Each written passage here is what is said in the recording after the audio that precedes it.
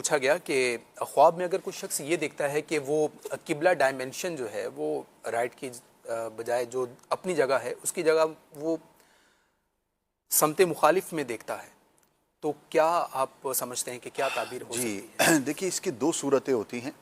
جی ایک یہ ہوتی ہے کہ کسی نے کعبے کو دیکھا لیکن وہ اپنی جگہ پہ نہیں، اس کی ڈائریکشن چینج ہے. ٹھیک ہے. اور ایک یہ ہے کہ کعبہ تو اپنی جگہ پر ہے لیکن جس طرح ہم نماز پڑھتے ہیں جس سمت پر رخ کر کے، صحیح. تو وہ رخ میرا مڑا ہوا ہے. ٹھیک ہے. یہ بھی ڈائریکشن چینج ہونے کی ایک صورت ہے، دونوں صورتیں ہو سکتی ہیں. تو کعبے کی ڈائریکشن کو چینج ہوتے ہوئے دیکھنا یہ بہت زیادہ برا ہے، اور اس کی بہت ساری تعبیریں ہیں اور ان میں اکثر جو ہیں وہ درست نہیں ہیں، یعنی کہ نقصان دہ ہو سکتی ہیں. اچھا، اب نقصان کس سینس میں ہے؟ وہ اس سینس میں ہے کہ خواب دیکھنے والا میں بھی پاسبل کہ کسی نظریاتی مسٹیک کا شکار ہو. کوئی ایسی بات اس نے سن لی ہے کسی سے جو کہ اسلامی عقائد و نظریات کے موافق نہیں ہے. ٹھیک ہے. کوئی ایسی کتاب پڑھ لی ہے، کوئی بھی اس کا سبب ہو، لیکن اسلامی عقائد و نظریات کے اعتبار سے وہ کسی مسٹیک کا شکار ہو سکتا ہے. تو خواب دیکھنے والے کو اپنے معاملات درست کرنے چاہیے. ٹھیک ہے. غور کرنا چاہیے. اچھا، ضروری نہیں کہ عقائد کے اندر خرابی ہے، نظریات میں کوئی پرابلم ہے تو سارے کے سارے خراب ہیں.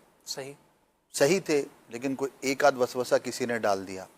اور فی زمانہ اگر ہم کلام کریں تو اس میں ایک بہت بڑا سبب سوشل میڈیا نیٹ ورکس بھی ہیں، کیونکہ ٹھیک ہے. ایک وقت تھا کہ جب اوتھینٹک لوگ ہی ممبر پر بٹھائے جاتے تھے، کم از کم اس کا کچھ نہ کچھ بیک گراؤنڈ ہوا کرتا تھا. صحیح. اب ممبر تو بہت دور کی بات رہ گئی. اب تو سوشل میڈیا پر ہر دوسرا شخص علامہ ہے، ہر تیسرا شخص ریسرچر ہے، ہر چوتھا شخص جو ہے وہ مجتہد بنا ہوا ہے. اب جتنے منہ اتنی باتیں. صحیح. اب کون صحیح کہہ رہا ہے کون غلط کہہ رہا ہے، اس کا ظاہری حلیہ دیکھ کر، اس کے الفاظ کی خوبصورتی دیکھ کر، اس کا اورا دیکھ کر، اس کی کوئی بھی بھرم بازی دیکھ کر، اب ایک عام شخص بیچارہ کیسے فیصلہ کرے گا کہ یار یہ درست بات کر رہا ہے یا نہیں کر رہا. ٹھیک ہے. اور اتنی الٹی سیدھی اور عجیب و غریب باتیں ہو رہی ہوتی ہیں کہ اللہ کی پناہ. اللہ اکبر. تو یہ بھی ایک سبب ہوتا ہے کہ سوشل میڈیا پر خامخواہ ہر ایک کو دیکھنے کی وجہ سے آپ اپنے جو اسلامی بنیادی عقائد ہیں، نظریات ہیں، شریعت کے احکامات ہیں، ان کے بارے میں وسوسوں کا شکار ہو جاتے ہیں. تو آپ سے یہی گزارش کروں گا، خاص طور پر جنہوں نے یہ خواب دیکھا ہو، کہ اپنے معاملات پہ غور کریں. اور اس میں ایک ہی بچنے کی صورت ہے کہ صرف علماء اہل سنت جو صحیح بیان کرنے والے ہیں بس انہی کو سنا جائے، انہی کی کتاب کو پڑھا جائے اور انہی کو فالو کیا جائے. اور ہر ایک کو سنیں گے تو پھر آپ کا ایمان کب داؤ پہ لگ گیا شاید اس کی خبر بھی نہیں ہوگی. اللہ اکبر. اوتھینٹک علماء کو سنیں اور اوتھینٹک ذرائع والی پبلشنگ والی کتابوں کو پڑھیں اور اوتھینٹک لوگوں کے ساتھ اٹھیں بیٹھیں، خاص طور پر اسلامی نظریات کے تعلق سے.